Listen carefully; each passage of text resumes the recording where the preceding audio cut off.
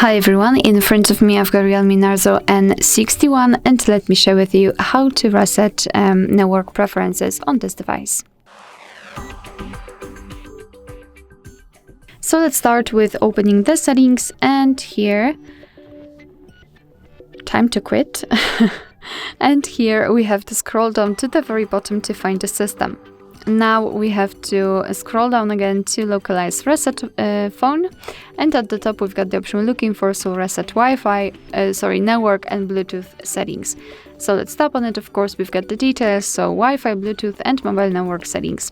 So let's tap on reset, and as you can see we have this information, which means that we successfully reset all network preferences.